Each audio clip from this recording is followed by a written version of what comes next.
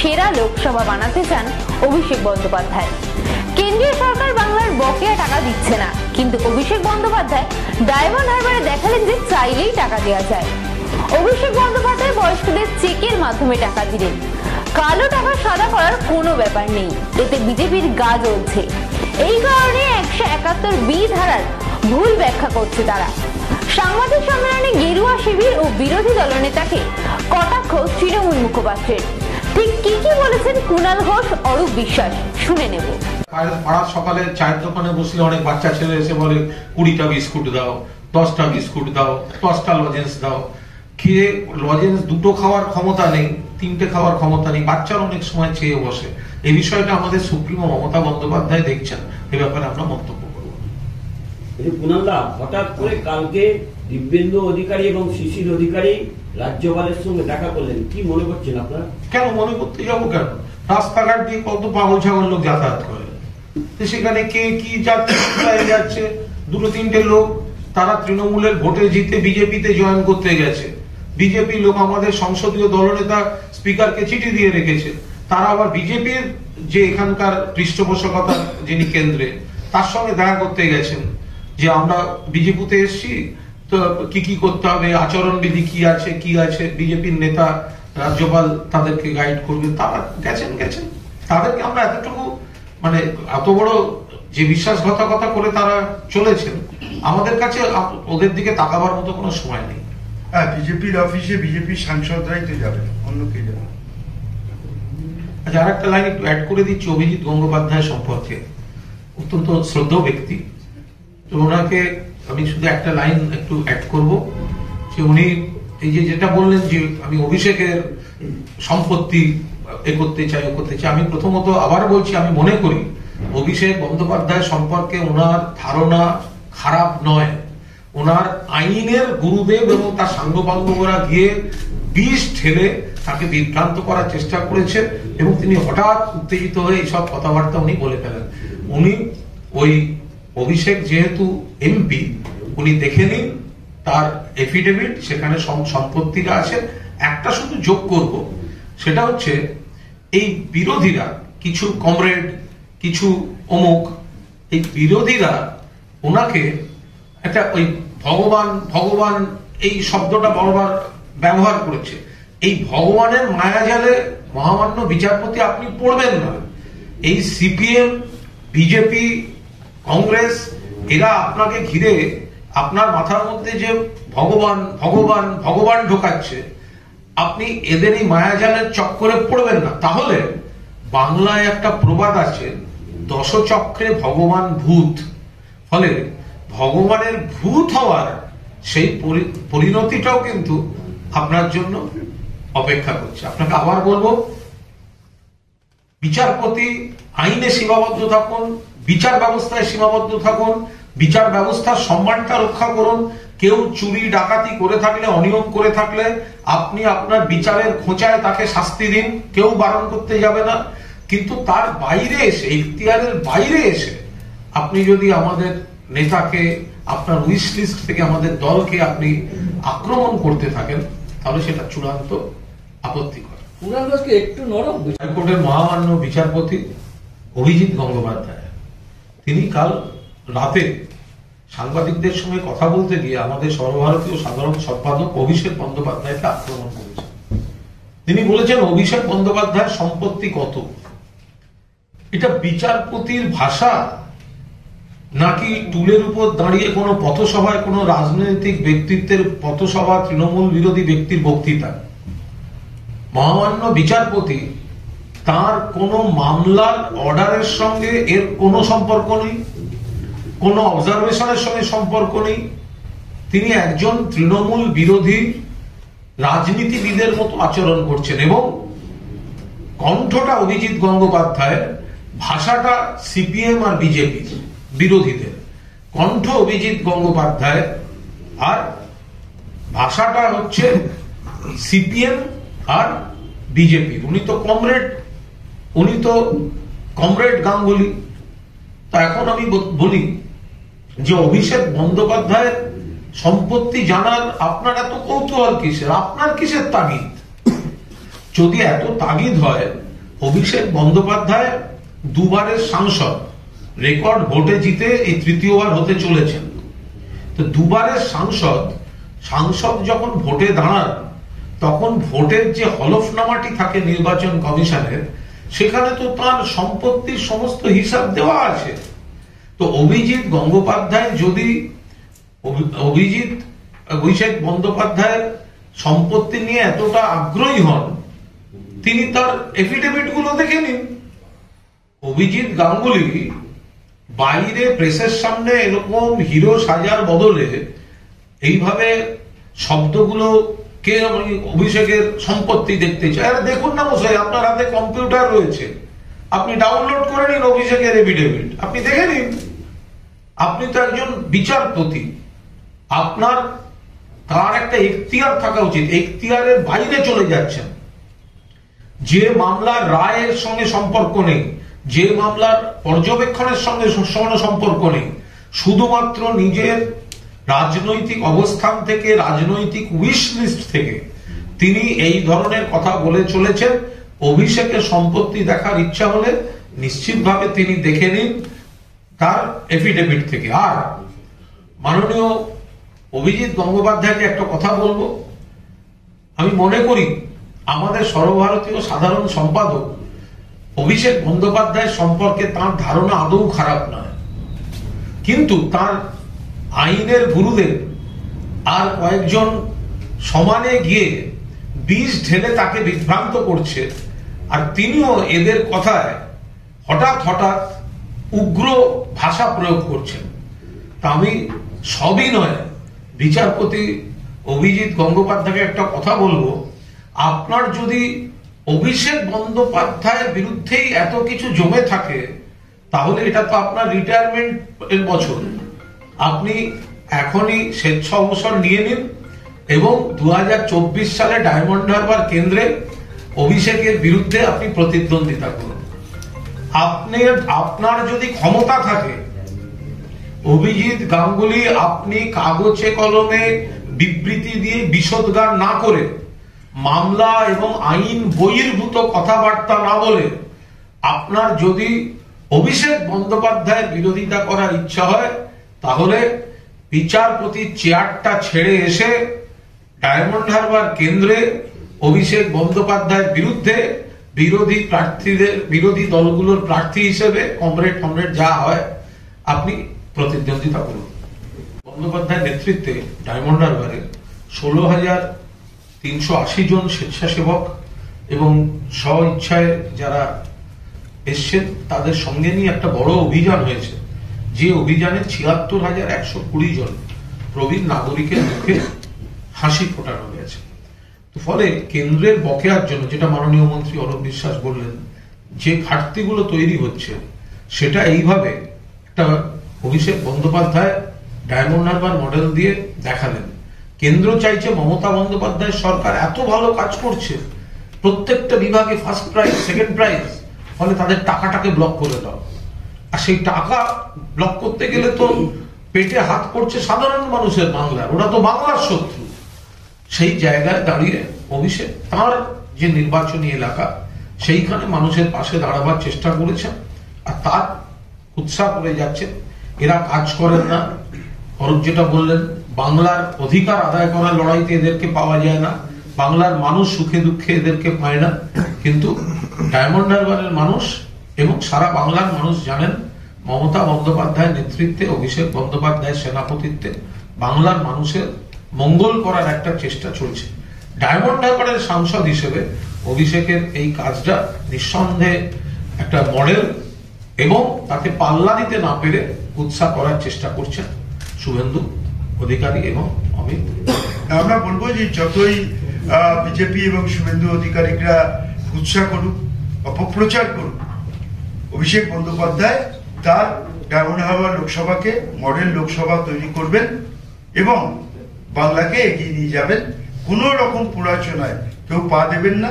এদের কাজ হচ্ছে কুৎসা করা, এদের কাজ হচ্ছে মানুষের বিরুদ্ধে শুধু অভিযোগ করা। এরা কোনো ইতিবাচক কাজ বাংলার মানুষের জন্য করেননি, আগামী দিনেও করবেন না। তাই বাংলার মানুষ ওদের থেকে মুখ ঘুরিয়ে নিয়েছেন, সেটা বুঝতে পেরেছেন বলেই প্রতিদিন এই নেগেটিভ প্রচার তারা করছেন এবং কোনো কুৎসা করে অপপ্রচার করে অভিষেক বন্দ্যোপাধ্যায়কে আটকে রাখা যাবে না। অভিষেক বন্দ্যোপাধ্যায় শুধু ডায়মন্ড হারবারের সাংসদ নন, তিনি আমাদের দলের সর্বভারতীয় সাধারণ সম্পাদক। মমতা ব্যানার্জির নেতৃত্বে অভিষেক বন্দ্যোপাধ্যায়কে সামনে রেখে আগামী লোকসভায় যে লড়াই হবে আমরা দেখতে চাই বিজেপি কটা আসন পায় এই বাংলায়। আরেকটা বিষয়, মাননীয় মন্ত্রী অরূপ বিশ্বাস যা বললেন যে অভিষেক বন্দ্যোপাধ্যায় ডায়মন্ড হারবার কেন্দ্রে একটি মানবিক পদক্ষেপ বার্ধক্য ভাতা। আপনারা জানেন কেন্দ্রীয় সরকার বিপুল টাকার বকেয়া রেখেছে বাংলার, ফলে বাংলার বহু কাজ খানিকটা প্রতিকূলতার মধ্যে গিয়ে পড়ছে। তো সেই জায়গায় যখন অভিষেক বন্দ্যোপাধ্যায় বার্ধক্য ভাতা বিকল্প পদ্ধতিতে একটা দেওয়ার চেষ্টা করেছেন এবং করে দেখিয়ে দিয়েছেন যে কথা রাখা যায়, তখন অরূপবাবু যা বললেন, শুভেন্দু অধিকারী, অমিত মালব্য এরা নানা ধরনের কুৎসা করছে। দেখুন, এই যে বড় বড় কথা বলছে শুভেন্দু, যে নিজে সিবিআই এর এফআইআর নেম চোর, বলছে আয়করকে চিঠি দিলাম। অভিষেক বন্দ্যোপাধ্যায় যে পদ্ধতিতে এই বার্ধক্য ভাতা দিয়েছেন সেটা সম্পূর্ণ চেকের মাধ্যমে এবং ব্যাংক ট্রান্সফারের মাধ্যমে। ফলে এই আয়করকে চিঠি দিলাম, কালো টাকা সাদা করা হচ্ছে, এই ধরনের কুৎসামূলক যে কথাগুলি, সেগুলি কোথাও ধোপে টিকছে না, কারণ চেকের মাধ্যমে যাচ্ছে এবং ব্যাংকের ট্রান্সফারের মাধ্যমে যাচ্ছে। এবং এটা যেভাবে ইনি করেছেন, একটা সাংগঠনিক চেহারা এবং আরো বেশি মানুষকে সামাজিক দায়বদ্ধতার মধ্যে এনে 16,380 জন স্বেচ্ছাসেবক স্ব ইচ্ছায় যারা এই ধরনের কাজ করছেন তাদের একজোট করে এনে সকলের কন্ট্রিবিউশন এক জায়গায় এবং সেটা ব্যাংকের মাধ্যমে এই বার্ধক্য ভাতাগুলি দেওয়া হয়েছে। ফলে এতে শুভেন্দুদের গা জ্বলবে, বিজেপির গা জ্বলবে যে এই ধরনের একটা উদ্যোগ, মানবিক উদ্যোগ, সেই কারণে তারা ইনকাম ট্যাক্স বা এই ধরনের কথা বলছে। 171 বি ধারাটার ভুল ব্যাখ্যা করছে। আমরা পরিষ্কার বলছি যে সিবিআই আর ইডি, তারা সিবিআই এর এফআইআর নেম শুভেন্দু অধিকারীর সম্পত্তির উপর প্রথম তারা তল্লাশি করতে যাক, এর ওর বাড়িতে গিয়ে না ঢুকে আগে অধিকারী প্রাইভেট লিমিটেড এর বাড়িতে গিয়ে তল্লাশি হোক। সিবিআই এর এফআইআর নেম, অথচ সিবিআই তার দিকে তাকাবে না বিজেপিতে আছে বলে, আর সে অন্যের দিকে আঙুল তুলে যাবে, কাঁচের ঘরে বসে ঢিল ছুড়বে, বিশেষভাবে অভিষেক বন্দ্যোপাধ্যায়কে এই ধরনের সামাজিক কর্তব্যের পরেও কুৎসা করার চেষ্টা করবে। এটা আমরা কোনো অবস্থাতেই বরদাস্ত করছি না, আমরা এর তীব্র প্রতিবাদ করছি। দেখুন, যদি আপনি দেখেন যে ভারতবর্ষের সৎ এবং অসৎ, এটা আমরা ছোটবেলা থেকে শুনেছি, কে সৎ কি অসৎ তার ব্যাখ্যা। কিন্তু এখন ভারতবর্ষে সৎ অসতের ব্যাখ্যা হচ্ছে যেখানেই বিরোধী দল আছেন তারা হচ্ছে অসৎ, আর যেখানেই শাসক বিজেপি আছে তারা হচ্ছে সৎ। আপনি যদি সিবিআই ইডি কে দেখেন, সমস্ত বিরোধী রাজ্যেই তাদের গতিচরণ এবং গতিপথ অগ্রগতির পথে যাচ্ছে, কিন্তু আজ পর্যন্ত আমরা দেখলাম না যে বিজেপি শাসিত রাজ্যে কোনো জায়গায় বিজেপি সিবিআই ইডি কোনো পদক্ষেপ গ্রহণ করলেন। আপনার মন্ত্রিসভার একজন সহকর্মী বর্ষিয়ান শোভনদেব চট্টোপাধ্যায়, তিনি গতকাল উত্তর 24 পরগনা কোর কমিটির বৈঠক শেষে এটা দাবি করেছেন যে এরপরে যদি ইডি সিবিআই এভাবে হানা দেয় তাহলে কিন্তু জনবিস্ফোরণ আরো বাড়বে। এটা আপনারা শোভনদেব চট্টোপাধ্যায় যেটা বলেছেন সেটা বাংলার মানুষের ভাবনাটাকে, চিন্তা ভাবনার প্রতিফলন ঘটেছেন, কোনো হিংসাত্মক ঘটনার কথা বলেননি। সাধারণ মানুষের কাছে সিবিআই ইডি বা সেন্ট্রাল এজেন্সিগুলোর যে অ্যাকসেপ্টেন্স ক্রেডিবিলিটি ছিল সেগুলো ধূলিসাৎ হয়ে গেছে, বিজেপি করে দিয়েছে। ফলে শোভনদেব চট্টোপাধ্যায় যেটা বোঝাতে চাইছেন বা বলেছেন সেটা হচ্ছে যে এইভাবে যদি বিজেপি নেতাদের ছাড় দিয়ে শুধুমাত্র রাজনৈতিক উদ্দেশ্যে শুধু তৃণমূলের বাড়ি বাড়ি গিয়ে এই ধরনের একটা দৃশ্যের অবতারণা করা হয়, কুৎসিত রাজনীতি করা হয়, তাহলে বাংলার মানুষের মধ্যে একটা জনজাগরণ ঘটবে, যেটা ভোটের রাজনীতিতে বিজেপিকে ধুয়ে মুছে সাফ করে দেবে। এর সঙ্গে হামলা বা হিংসার কোনো সম্পর্ক নেই। আর একটা বিষয়, সেটা হচ্ছে কংগ্রেসের জাতীয় কংগ্রেসের বৈঠক হয়েছে, তারা 10টা আসনের দাবি জানাতে চলেছে তৃণমূল কংগ্রেসের। আজকে এই মানবিক উদ্যোগ নিতে গেলেন, সেটা যদি আপনারা দেখেন যে কেন্দ্রীয় সরকার, শুভেন্দু অধিকারী আজকে বাংলায় বিজেপির নেতা, দিল্লির যে জমিদার নেতারা রয়েছেন, কেন আজকে বাংলার গরিব মানুষের 100 দিনের 7,000 কোটি টাকা, আবাস যোজনার 8,000 কোটি টাকা এবং আজকে গ্রামীণ সড়ক যোজনা, আজকে বার্ধক্য ভাতা, বিধবা ভাতা, অন্যান্য খাতে 1,20,000 কোটি টাকা, যেটা আমাদের ন্যায্য, আমাদের পাওনা, আমাদের হকের টাকা, আজকে গরিব মানুষ তাদের রক্তকে ঘামে পরিণত করেছেন, আজকে তারা তাদের প্রাপ্য টাকা, ন্যায্য টাকা পাচ্ছেন না, হকের টাকা পাচ্ছেন না। সেই সময় শুভেন্দু অধিকারীকে তো আমরা দেখছি না। তিনি তো বাংলায় রাজনীতি করেন, তিনি তো বাংলার মানুষের জন্য কথা বলেন, তিনি বলছেন, দাবি করেন। তাহলে কেন আজকে বাংলার গরিব মানুষ, কেন আজকে বঞ্চিত মানুষ, যাদের ন্যায্য টাকা, যারা খেটেছেন, মাটি কেটেছেন, রক্তকে জল করেছেন, আজকে তারা যখন টাকা পাচ্ছে না, তখন কেন শুভেন্দু অধিকারী দিল্লির জমিদারদের কাছে বিরুদ্ধে গিয়ে বলছেন? অভিষেক ব্যানার্জি কিছু করলেই ওনাকে কিছু একটা বলতে হবে। আরে লড়াই তো রাজনৈতিক লড়াই, রাজনীতির ময়দানে লড়াই করুন। শুধু সিবিআই, ইডি, ইনকাম ট্যাক্স দিয়ে লড়াই করা যাবে না। অভিষেক বন্দ্যোপাধ্যায়কে ওইভাবে আটকানো যাবে না। এটা শুভেন্দু অধিকারী এবং বিজেপির জানা উচিত। সেটাই আজকে আমরা বলতে এসেছিলাম। কোনো ভালো কাজ করবেন না, সারাদিন শুধু বাংলার সমালোচনা, বাংলাকে পিছিয়ে দেওয়ার জায়গায় নিয়ে যাবেন, বাংলার, ভারতবর্ষের মানুষের কাছে বাংলার প্রতিচ্ছবিকে খারাপ করবেন। আর যারা বাংলাকে তিল তিল করে করতে চাইছেন, মমতা বন্দ্যোপাধ্যায় এবং সাংসদ অভিষেক বন্দ্যোপাধ্যায়, তখন সেই ভালো কাজগুলোকে আপনারা মানুষের কাছে ছোট করে দেখাচ্ছেন। এর প্রতিবাদ আমরা করছি। বিজেপির আইটি সেল তো আছে। আমি তো অমিত মালব্যকে প্রশ্ন করতে চাই, কেন আজকে আইআইটি এবং বিএইচইউতে এতগুলো ছাত্রী ধর্ষণ হলো, শ্লীলতাহানি হলো, তার বিরুদ্ধে বিজেপি আইটি সেল একটা কথাও তো বললেন না? কেন বললেন না? শুধু তৃণমূলের সঙ্গে রাজনৈতিক ভাবে পারবে না, তাই যা তৃণমূল করবে তার বিরোধিতা করতে হবে। আপনারা তৃণমূলের বিরোধিতা করছেন না, আপনার বাংলার গরিব খেটে খাওয়া মেহনতি মানুষ, বাংলার 10 কোটি মানুষের বিরোধিতা করছেন। মানুষের জবাব দেবে আগামী দিন। কি বললে কঠিন হবে? আর কি বললে কঠিন হবে? ভোট লড়তে বলছি তো, ডায়মন্ড হারবারে এসে লড়ুন। তো উনি তো বিজেপি, সিপিএম এর লোক, সিপিএম। আমি তো আরো বলছি, উনি যেই মাঝে মাঝে মানুষের সঙ্গে কথা বলেন, তো ওনার এই কমরেড গোত্রীয় কিছু আইনজীবী এই চাকরি প্রার্থীদের কাছ থেকে অনৈতিকভাবে টাকা নিচ্ছে, আন্দোলনের সাহায্যের নাম করে টাকা নিচ্ছে, মামলা করার নাম করে টাকা নিচ্ছে। বিকাশ ভট্টাচার্য তার জুনিয়ররা মিলে টাকা নিয়েছে বলে আন্দোলনকারীরাই অভিযোগ করে গেছে। একটা গ্রুপ আন্দোলনকারীদের এই অভিযোগ করে গেছে যে একজন আইনজীবী দিয়ে নাম, তিনি ধর্নার মঞ্চ করে দেবো, ধর্নার মঞ্চের অনুমতি করে দেবো বলে ৭৬,০০০ টাকা নিয়েছেন।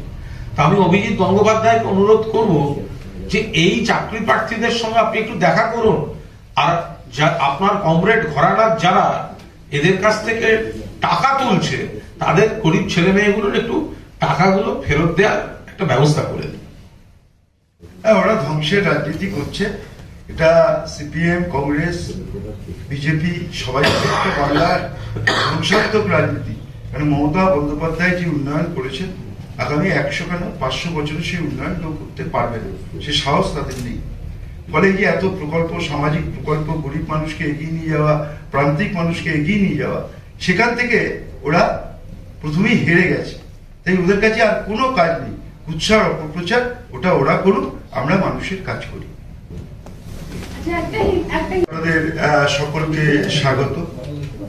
আপনারা জানেন যে ডায়মন্ড হারবারে মাননীয় সাংসদ এবং আমাদের দলের সর্বভারতীয় সাধারণ সম্পাদক অভিষেক বন্দ্যোপাধ্যায় তিনি একটি মানবিক কাজ ডায়মন্ড হারবার লোকসভার সাধারণ মানুষ, বঞ্চিত মানুষ, গরিব মানুষের জন্য একটি মহৎ উদ্দেশ্যে একটি মানবিক কাজ করছে। সেই উদ্যোগকে নিয়ে আমরা গতকাল দেখলাম যে আমাদের এই পশ্চিমবাংলার বিরোধী দলনেতা শুভেন্দু অধিকারী এবং বিজেপির আইটি সেলের মিস্টার মালব্য তারা একটি ভুল ধারা অপব্যাখ্যা করেছে। আইপিসি 171 ধারাটা তারা ভালো করে হয়তো জানেন না, তাই তারা অপব্যাখ্যা করেছে।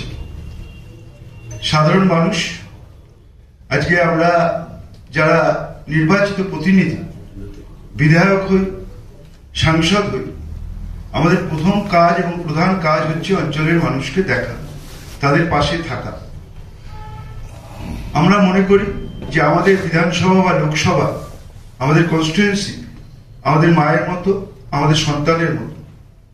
অভিষেক বন্দ্যোপাধ্যায় তিল তিল করে ডায়মন্ড হারবার লোকসভাকে গড়ে তুলছেন। তিনি একটি মডেল লোকসভা তৈরি করতে চাইছেন। তারই একটি মানবিক প্রয়াস ছিল প্রবীণ মানুষদের পাশে থাকা। আমি জানি না যে এই একটা শুভ প্রয়াসে, ভালো কাজে কেন বিজেপি এবং শুভেন্দু অধিকারীদের এত জ্বালা, তাই তারা আজকে এটা নিয়ে অপব্যাখ্যা করছেন। তো এই বিষয়ে আমি সবিস্তারে বলার জন্য আমাদের দলের সাধারণ সম্পাদক কুণাল ঘোষকে অনুরোধ করছি। উনি আগে বলুন, তারপরে আমরা সবাই বলব। আপনাদের প্রথম কথার সুর ধরে বলছি যে 1,20,000 কোটি টাকা আপনাদের বকেয়া, রাজ্যের বকেয়া রয়েছে এবং এই দাবিতে দফায় দফায় আন্দোলন হয়েছে। মুখ্যমন্ত্রী স্বয়ং দিল্লি গিয়েছিলেন। আজ আরো একবার কেন্দ্রীয় গ্রামোন্নয়ন প্রতিমন্ত্রী নিরঞ্জন সাথী আসছেন, কলকাতায় আসছেন দলীয় কাজে। তো আপনারা কোনো স্মারকলিপি, বিক্ষোভ বা ডেপুটেশন কিছু? দেখো, যারা চোখে দেখেন আর কানে কালা, তাদের তো বলে কিছু লাভ নেই। উনি তো কেন্দ্রীয় মন্ত্রী নন, উনি একটি রাজনৈতিক দলের একজন প্রতিনিধি। তিনি এখানে আসছেন বাংলার মানুষের উপকারের জন্য নয়, বাংলার মানুষ যাতে বঞ্চিত হয় এবং বিজেপির যাতে উদ্দেশ্য সাধিত হয় সেই কাজ করার জন্য। আমরা মাননীয় মন্ত্রীর কাছে অনুরোধ করব যে বাংলার খেটে খাওয়া গরিব মানুষ তাদের ন্যায্য টাকা, তাদের হকের টাকা, তাদের প্রাপ্য টাকা, যে টাকা আমাদের রাজস্ব থেকে আদায় করা হয়েছে, আমাদের রাজ্য থেকে তুলে নেওয়া হয়েছে, আমাদের টাকা আমাদের ফেরত দেওয়া হোক এবং গরিব মানুষ তার ন্যায্য পাওনা ফিরে পাক। আজকেও আমরা তার কাছে আবেদন করব, কারণ তিনি শুধু আসবেন, বিবৃতি দেবেন, বাংলায় থাকবেন আর বিজেপির উদ্দেশ্য সাধিত করবেন। তিনি কেন্দ্রীয় মন্ত্রী হতে গেলে চেয়ারকে সম্মান করতে হয়, জনগণকে ভালোবাসতে হয়। সেই জনগণ বাংলার হোক, সেই জনগণ ইউপির হোক। সব ইউপি পাবে, সব মধ্যপ্রদেশ পাবে, সব গুজরাট পাবে, আর বাংলাকে প্রতি পদে পদে হেনস্থা করা হবে, বাংলার মানুষকে ভাতে মারার চেষ্টা করা হবে। এই কাজ দীর্ঘদিন চলতে পারে না। 2024 সালে এর জবাব বাংলার মানুষ দেবে। ডিরেক্টর এবং সিআইএসএফ এর ডিরেক্টর তারা এই মুহূর্তে সিজিওতে বৈঠক করছেন, ইডি অফিসার রয়েছেন। গতকাল মধ্যরাতে তিনি এসেছেন মূলত এই শাহজাহানের ঘটনার পর। কি বলবেন? ইডি তৎপরতা বাড়ছে। এটা একটা কেন্দ্রীয় এজেন্সি, তো তারা তাদের কর্তারা এসছেন, বৈঠক করছেন, তাদের ব্যাপার।